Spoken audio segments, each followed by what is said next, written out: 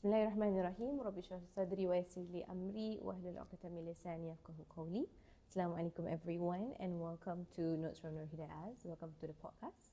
I really hope that all of you have been keeping well and staying safe, insyaAllah. Alhamdulillah, on this episode, I am not alone, as you can see. I have Ustazah Noraini with me today. Assalamualaikum, Ustazah. Waalaikumsalam warahmatullahi How are wabarakatuh. you? Good, Alhamdulillah. Alhamdulillah. I really want to let you know that I am really, really grateful to have you Thank you. It's on an this honor episode. to be here. Alhamdulillah. And I look forward for all of your sharing for today. And I'm sure that insyaAllah the listeners will be benefiting from what you'll be sharing later on. InsyaAllah. Maybe as a start, are you able to share with us a little bit about yourself? Okay, so I am a full-time student trying to complete my studies. And then I'm a mental health counsellor. I also teach or I lecture for psychological topics. Yeah, I'm also a rehabilitation counsellor. I have 3 boys. My eldest is 18 and my youngest is 15. It sounds like a brief introduction, but like every part of that brief introduction is a lot, mashallah. May Allah SWT bless all of the good work that you're doing. Yeah, Rob. I love that your first introduction is that you're a full-time student. Yep. that really shows us a lot about how you view seeking knowledge and how it is really important in your life journey. Yeah, I think studying and learning, and I find that, okay, so to tell you the truth, I feel like I don't know enough. I'm constantly feeling like I don't know, you know. Yeah, so I think I will forever and always be a student. What fuels you to keep studying, Ustazah? To be like a full-time student while you are a counsellor, rehabilitation counsellor, also a mother? Yeah lah, not knowing, like, because when you counsel, you think you are counselling, but you're actually not, you know, like most of the time it's just helping individuals find the answers in them. So I would not know. You're not giving them the answers, no, right? I won't know. Yeah, so that's the thing, like, I always don't know. So they have to tell me what is it that they know of themselves, you know, and then we try together, then we try and find a solution, which also requires a lot of finding out ourselves. Like why we help them, we also need to find out, you see. Together, like we work together to find answers. Yeah, so it's always about finding and seeking knowledge and knowing what we don't know, you know. Which never ends lah, because like time is always changing, the generations are changing. Like so many things I don't know, you know. So yeah. And the struggles they are facing is also different with recent times as well, right? Yeah. Every 10 years you actually see things progressing, meaning when there's progression, that means there's something you don't know about the progress, and it's gonna be something new. All over, mashallah. Yeah. Of course, you know, if you are able to move through a track of knowledge that is proper, that is structured, then that would be best. But also understand that not all of us have the capacity, right, to do so. So at any point that you can seek knowledge, please continue lah to do so, insyaAllah. And it's an obligation lah, right, for Muslims to seek knowledge until the day we die. But it doesn't stop lah, right? Like the more you learn, the more you realize you don't know. And then you keep learning. And then you still don't know a lot of things. My POV is because part of the work that we do is we also teach, right? We are constantly present for our students, and also prior to teaching, we will also need to do our preparation, right? So we learn things, we understand, then we impart. But I think I have reached a stage where I keep imparting, but I also need to fuel myself. Right. Because I cannot just be pouring, but I'm not filling myself up with knowledge and with understanding. I see. Yeah, so at least for me, that is my motivation to continue to read, to continue to learn and seek knowledge. Because today we want to talk a little bit more about seeking help. You know, I have met people who are open to seeking help. I've met people who are open to seek help, but they don't know how to seek help. I've met people who they know that there are resources as to where they can seek help, but they don't feel like they are ready to do so. But of course, there are also those on the spectrum who do not know where to seek help and don't know that they need to seek help to begin with, right? But I think the baseline of everything is we all need help, right? We are all created by Allah SWT to be here together on this earth. We need each other in our journeys, and we don't have to do things on our own. My first question for you is, what actually stops people like from seeking help? Is there like a specific factor, or there are certain things that we need to consider as well? I mean, we have been indoctrinated to which is not wrong per se. We have been indoctrinated to seek only help from Allah, right? To depend on Allah. Definitely. So generally, whenever we think that, we want to go and talk to someone, and then, we ask opinions from people like, I think I need help, where should I go? And that the person oftentimes would say, turn to Allah. Yeah, do your prayers, don't waste your money, So generally, that's what we've always been hearing. Secondly, there's also the fear of being judged. And the fear is real. Like for us, when we start learning to be counsellors, we are actually told to go for our own counselling. Okay. Yeah, so beginning counsellors, when you go for advanced diploma in counselling or graduate cert in counselling, one of the first things the school will tell you or your teachers will tell you is that you need to experience what counselling is like. Yes. And when you do that, it's so unnerving. Okay. Yeah, hati berdebar-debar. Your heart will beat. You will, and then like facing a real human being, and then you want to open up to them. Definitely. It's so uncomfortable. So people who actually do go and get help are very courageous. Definitely. They're very courageous. That means they are at a point where they know what they do not know, and they know that something is not working, and they are seekers lah. They are seekers of finding answers. And I think anybody who goes for counselling would be someone who dapat pahala lah, because this is ilmu kan, tengah cari ilmu. If you want to go and get counselling to overcome that anxiety, maybe we can shift our thinking to, I'm going to learn. Yeah. To find reasons, to find meaning and to find answers, and I'm going with the niat of cari ilmu. You mentioned about being indoctrined to turn to Allah SWT. I think, of course, that is like the basis of us as Muslims. Yeah.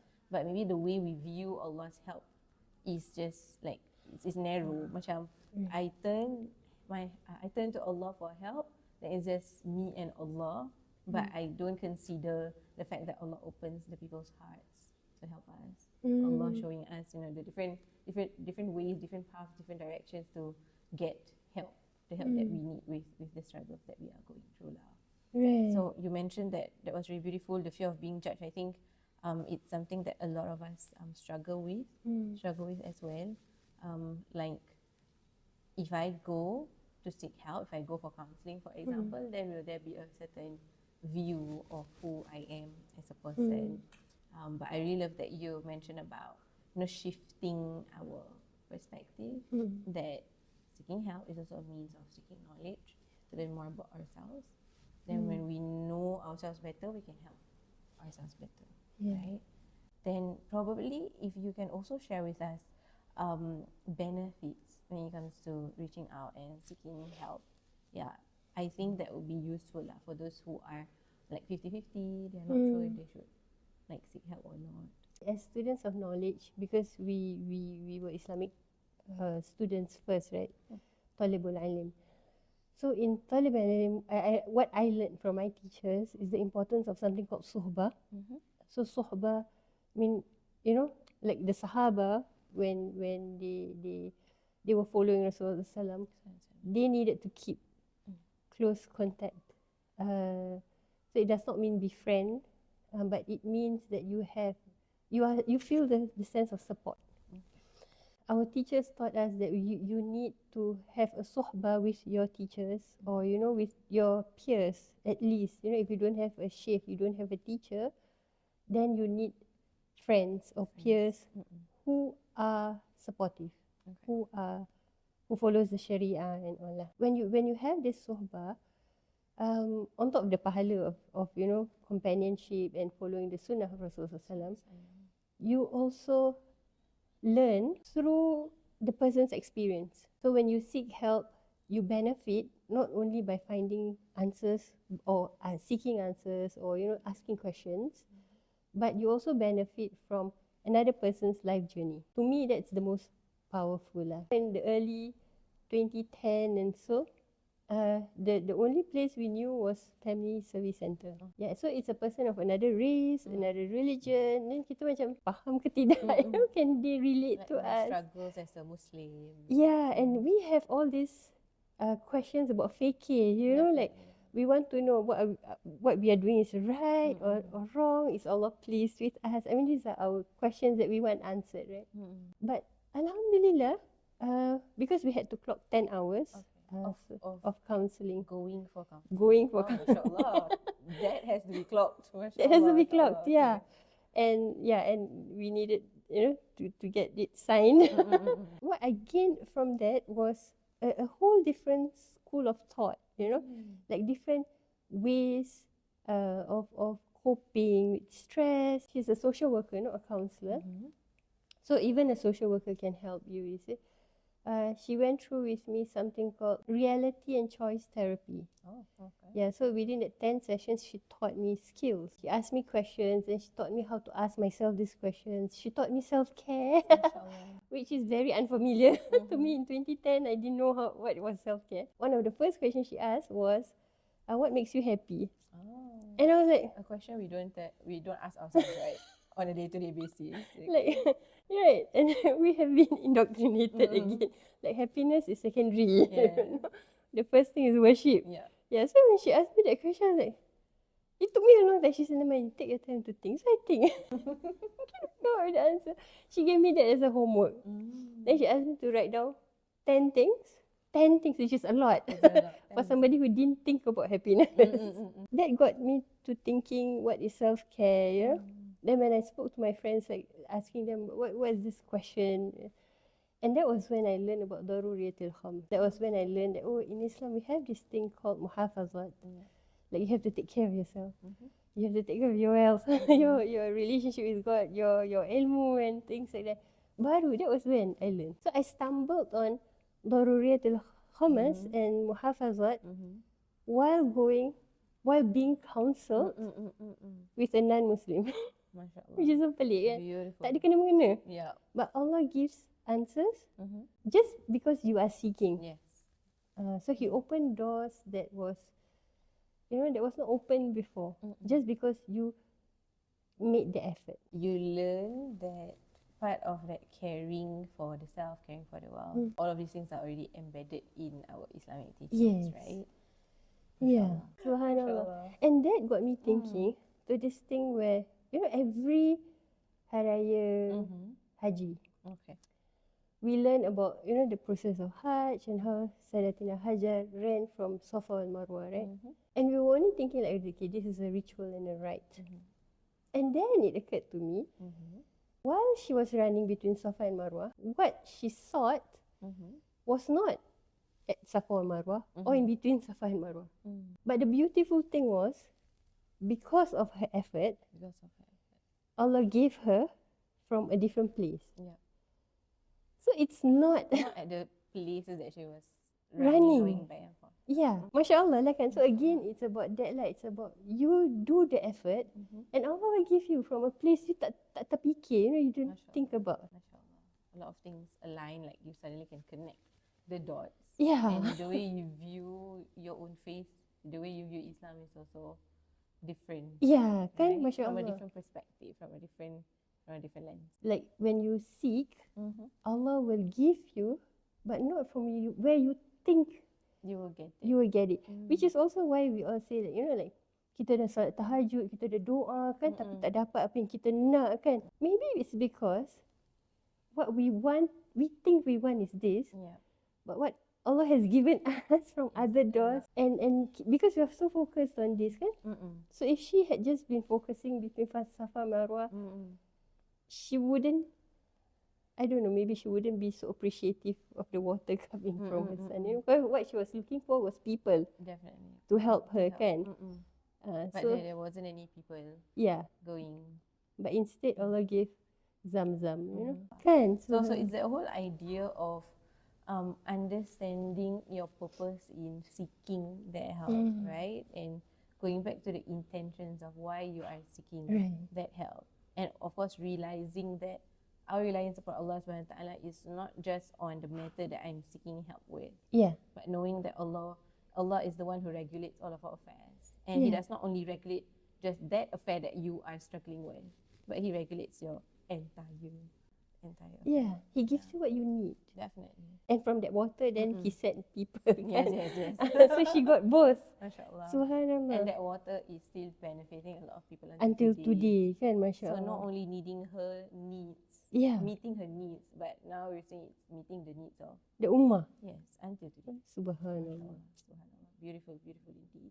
We went far, but it's still under the topic of MashaAllah, that seeking. Yeah, so how do people benefit when they seek help? You think you benefit this, but actually what you are benefiting is a lot more. It's just up to you to seek the benefits that Allah has opened for you. Now that we have been blown away by this reflective portion of this conversation, my next question for you is, what are the signs, that indicates when a person needs to seek help, or in this sense seek that support when they are going through their own struggles? A person can also come from a point of, I think I'm okay, I think I can manage this, handle this on my own. I don't need help. Going back to Sayyidatina Hajar like she's with the prophet's son, right? And she's the mother of a prophet. But I don't know if at that point she knew or not but she could have just stayed there, not run between the mountains, and just prayed to Allah. I mean, that's what we would recommend to people. Don't do anything, just stay there and pray. Allah's going to change things. Yeah. When do you know that you need help? I think that sense of distress, I think what she was experiencing was distress. And when you feel like, I cannot already, I cannot remain like this, that's when you seek help. It's just the effort of seeking. Just take that first step. Just take the first step. Yeah. And Allah will lead the way, Allah will open the doors. What we can look at is the muhafazat, the daruriyatul khamas, when any of your basic needs have been affected. Okay. So when it comes to illnesses, for example, when you are sick, you cannot function. So katakan you have a flu or you have a fever and your body is aching, obviously that's time for you to seek help. Go and see a doctor then take medication. Secondly, when you feel you have no sense, or you have lost, or you feel very confused, you have lost a sense of purpose. You're confused about your sense of purpose, and then you feel like my life got no meaning. You don't know who you are.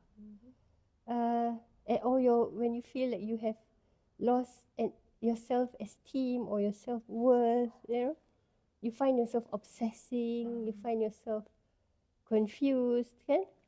That is also another time when you should know that, this is not normal already, and I cannot be obsessing. Thirdly, it's when you feel lonely. Lonely is different from being alone. So you can be surrounded by people, but you feel disconnected. You feel empty. You feel numb. That's also another sign that maybe, this is all talking about early intervention. Belum lagi when you are in critical darurah punya mode. This is just early intervention when you should, consider already seeking help. Another one is when your family is unsafe for you, when you feel unsafe, like you find yourself not wanting to come home, or if you're at home, you don't want to leave the room. Then you know that this is not normal. Islamically, that's not normal already. Fifth would be when your economy is affected. So no need to wait until you're in debt to seek help. But the moment you have lost your job, so when you have gone from full-time to part-time, a loss of income in any way. You know, let's say you are working 3 jobs and then now you have lost 1 job. That's also another time where you want to seek help lah. So seek help is not necessarily counselling, but of course there's also other forms of help, like I said, doctor, GP. When you're sick, when physically sick, you go to the GP. When you are feeling a sense of hopelessness or loss of meaning, then maybe perhaps it might be a good time to start attending classes, religious classes, knowledge. You're confused, or you start obsessing, or when you cannot focus, then that means the brain has been affected lah. Then maybe you want to see, counsellor or psychologist. Anything that has to do with family members, interpersonal communication, then maybe the FSC might help. Might be able to help them because they can see the whole family. They can, help you all work things out. Fees would be if your economy has been affected, loss of income. Don't wait until you have a debt, but instead, go to the SSO, go to the FSC. InsyaAllah. Thank you for bringing us through the Daruratul Khams and then also identifying, the kind of help that we can get or reach out to lah, to attend to our struggles or difficulties or challenges lah. Yeah, I really love, what I'm getting is the importance of attending to ourselves the moment we see cracks. Like not when the building has already collapsed, right? Yeah, but the moment you see or you notice a little bit of distress, a little bit of, a little bit of discomfort in your day-to-day experiences, and to attend to those cracks before bigger things come your way lah. Yeah. Sometimes it could also be a build-up, right? Yeah. 1 crack, 2 crack, 5 cracks, and then suddenly, Yeah, that's darurat already. Yeah, That's keadaan cemas kan, where you need, that one you need a lot of help lah. Yeah, the longer we wait, the more chronic the condition becomes. So early intervention, is always important and very helpful. Would you also say that it's okay to seek help, but just for maintenance purposes? Yeah. Like, I think I'm okay, like there's no cracks, but I just need to do like check-ins, I just need to see whether I'm okay and how I can progress better from here. Yeah. So that's why we, the government also makes you go for checkup, right? Yearly check. I mean, after 40, you have to go for yearly checkup. Yeah. But if before 40, I think every other year. I'm not so sure. But yeah, going for health checkup just to make sure that you're in the right state. Yeah. So similarly, seeing counsellors, off and on, just to check in and make sure that you're on the right track. Maintenance lah. Yeah, that's helpful. Yeah, that's very responsible in fact. Yeah, subhanallah. MashaAllah. InsyaAllah, ask Allah for guidance as we work towards attending to our cracks or to maintain, or if it has reached to the point of darura, then of course the next best step is to seek help lah, seek intervention. Professional intervention. InsyaAllah. If we can just shift the perspective a little bit, what does it look like when we are on the other end? Like, meaning I see others in my life who are seeking help. Like, how can I be that person who has the capacity to support other people? Because while a person who is going through their own challenges, looking for recovery and going through the healing process, it's a lot of work. But I do feel that it is equally challenging for someone who is supporting another, being a caregiver for another person's recovery journey. Yeah, that's tough. Wow, subhanallah. Yeah, to be a caregiver or to be a supporter is hard work. First, most importantly, again, hifzun nafs, you have to know your own self-care. Yeah, you must be able to take care of yourself. You must know what is your own self-care, because yours is different from someone else. Yeah, the way you attend to yourself, you must know your own boundaries. So when a time that you tell the individual, okay, I'm so sorry, I'm at full threshold today, I really cannot, so can you tell me about this tomorrow, or you can text me but I won't reply. So being comfortable with that, because a lot of us are not assertive. Yeah, we cannot say no. Kan kita takut, we are scared. But yeah, I mean, Islam allows you to be hifzun nafs means taking care of yourself first lah. Knowing your boundaries, knowing your own self-care, take care of yourself. That's most important. Okay, before you care for someone else. When you care for someone else, you need to have communication skills, interpersonal skills. So knowing what is the different types of communication. We have, what do you have? You have aggressive communication. You have passive aggressive, and then you have assertive communication.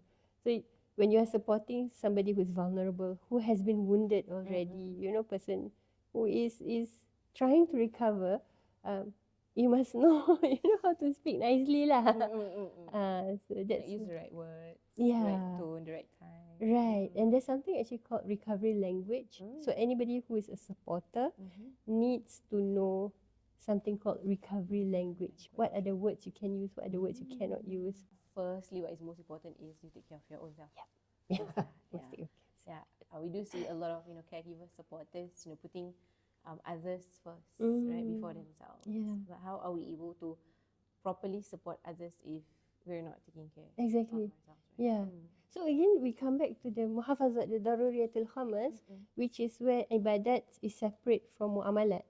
Kan ibadat is hifzun nafs, hifzuddin, and hifzul aql, which is your ibadat tau. Can you imagine? Taking care of yourself. Your self-work lah. Is ibadat. And then learning and not feeling confused or unable to focus. That is ibadat.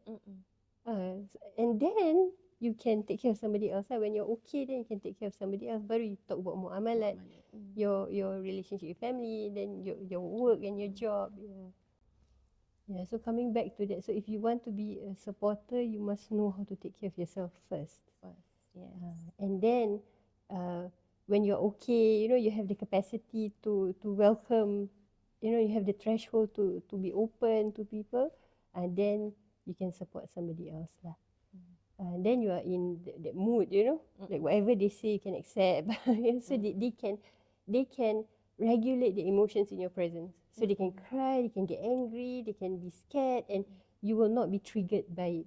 Because otherwise, if you are not taking care of yourself, when they show emotions, you yourself cannot regulate yours. And then you might come off as being, not so nice lah. And which might wound the person even more. And then you also get wounded also in the process because the person is wounded and then it never ends. It's a cycle. So instead of helping one person, now we already have two people needing help. Lah, So mashallah, always take care of ourselves first before we begin to help others.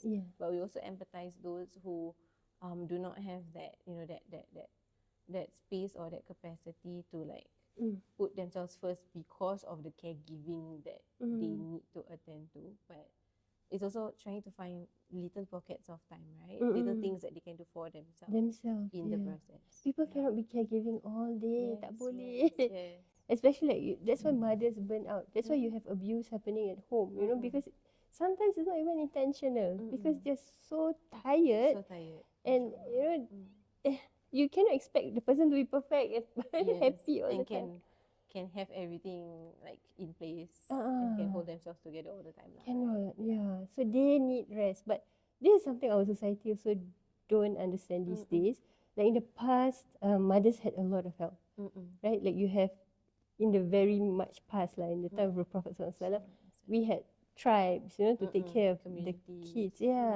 But today, everybody is alone, As you mentioned, right? We have a lot of people, but we feel alone. So they're in the house. She's the only caregiver. She's outnumbered by kids. Yes, one is to 5. Then she has to clean. She has to care for them. Then she has to, and she doesn't sleep. She doesn't. You cannot expect her to be not sick like that. People get sick like that. So she needs time for herself, and somebody needs to take care of her. It's really important to have that supportive community, be it community as a whole or the community that we have in our own household. Right? And it's actually our responsibility as individuals to seek help, to seek support. We are responsible We for are our own responsible. self-care to the point that it's our responsibility to seek support and say no when we cannot. Because to tell you the truth, there's always another way. MashaAllah. There's always a way to, send somebody else somewhere else. There's always support. Yeah, especially in Singapore, you reach out to any social services, they will be able to help you find support. This surah that we read over and over again, which is Surah Al-Asr. وَالْعَصْرِ إِنَّ الْإِنسَانَ لَفِي خُسْرٍ. Okay, by time or by the descending day, إِنَّ الْإِنسَانَ لَفِي خُسْرٍ. Human beings are at loss. Kan? إِلَّا الَّذِينَ آمَنُوا. So except for those who believe. Okay, let's look at the word aman. What does aman mean? Peace. Right? So it's belief. إِلَّا الَّذِينَ آمَنُوا. In this ayat it means except for those who believe. But also the word aman means Those you who have are to at be peace. at peace. You have to be peaceful. You have to Before be you move forward with other aman. things. Yeah. To be able to go through challenges. When kecoh, especially if you're a mom with a lot of kids at home, kecoh, it's kecoh. And you will feel very lost at a lot of times because you nak pergi toilet pun tak boleh tahu orang ketuk. You makan pun tak, you catch here and catch there times to eat, but there's no peace. So إِلَّا الَّذِينَ آمَنُوا وَعَمِلُوا الصَّالِحَاتِ, and people who do good work. But if you have no peace while you're doing good work, you will be at loss. وَالْعَصْرِ إِنَّ الْإِنسَانَ لَفِي خُسْرٍ إِلَّا الَّذِينَ آمَنُوا. So people who believe and do righteous goods. So it is a formula. You have to be taken care of. You see? And then it continues, the ayat continues with وَتَوَصَّوْا بِالْحَقِّ. What is that? وَتَوَصَّوْا بِالْحَقِّ means what? To impart the truth. Okay? So as a community, وَتَوَصَّوْا بِالْحَقِّ. As a community, all of us must know that this is a difficult time. If you gaslight the mother and tell her, oh, mak saya pun jaga 10 anak. Don't. Ya Allah, don't. You're gaslighting her and telling her her struggles is not real. That's going to drive her crazy, That you're gaslighting means you're confusing her, which is haram lah kan. La darara wa la dirara. You don't confuse people. وَتَوَصَّوْا بِالْحَقِّ means you need support and people who understand that what you're going through is tough. It's real. It's real. It's Haq. The reality is, this is a tough reality. And you need support people who, ramai-ramai lah faham, Baru kita rasa tenang. Yeah. If not, we feel, macam why is it that I am the only one who cannot handle, what's wrong with me, jadinya. So how can you believe in the goodness of Allah when you keep thinking that you are always to blame and this is so hard and I cannot manage and people are telling me I can? That's so confusing. And then وَتَوَصَّوْا بِالصَّبْرِ. When you nak sabar, you need community pun. You tak boleh cakap sabar. Share somebody.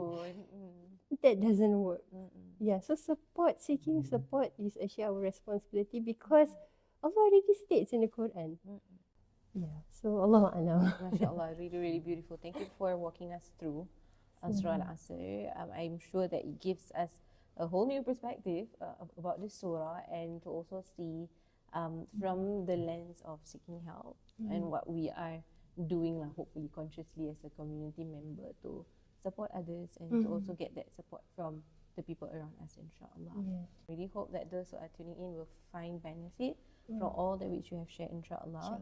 Time for us to do more moments of reflections, right? Looking inward and reflecting on the things that we have been doing for ourselves and for the people around us. But just a last question. This is a bonus question. If there is one message you can share with all of us here on the podcast, what would that be? From what Rasulullah SAW said and what he advised us. So he said, Ar-Rahimun, those who are merciful or those who are compassionate, those who are gracious. So the word Rahim can be gracious, compassionate, kind and loving. Ar-Rahimun. So individuals who have got kindness and graciousness, not only to others but also to themselves. Okay? Yarhamuhum ar-Rahman. will be shown graciousness and kindness and love by Allah who is Ar-Rahman. And Ar-Rahman, Allah's name Ar-Rahman, is the name where Allah is gracious and compassionate even to the wrongdoers. So if we feel that people are always blaming us and that we are always faulted and that we are always wrong and we have no esteem for ourselves, if we can turn into ourselves and have rahmah for ourselves, be gracious towards ourselves as much as we are gracious to others. Our community, people are always very good to others. Not good to yourself. So, Ar-Rahimun yarhamuhum Ar-Rahman, irhamu man fil ard. So be gracious to those who are on earth. Yarhamkum man fis sama. The denizens of the heavens, Allah and the angels and all, will have graciousness towards you as well. So it's okay to be kind to yourself. It's alright. It's okay to think well of yourself, to appreciate your investments in others, to appreciate the good in you. It's okay. You know, that's not arrogance. That's being rahmah. Yeah. Allahu A'lam. Thank you so much, Ustazah, for imparting to us the wise words of Rasulullah SAW for us to ponder and think about, insyaAllah. And we really hope that, hopefully, from this episode that you are tuning in, it will, insyaAllah, spark that need to want to seek help, to want to be that support for other people. And at the end of the day, it's realizing that all the good, all the rahmah that we are doing is an investment for ourselves to be treated with mercy by Allah SWT. So, insyaAllah. So, alhamdulillah. Thank you, Ustazah. Thank you so for much. being here, for joining us on the podcast. For having me. Inshallah, we really hope that if Allah SWT allows, if you have the capacity and time, inshallah, I would love to have you again on the podcast. Thank you. Inshallah. So with that, alhamdulillah, thank you so much everyone for tuning in. All that is good comes from Allah. We apologize for any of our shortcomings, and inshallah, hopefully for you to tune in into the next episode. Okay, take care, and assalamu alaikum wa rahmatullahi wa barakatuh. Waalaikumsalam warahmatullahi wabarakatuh.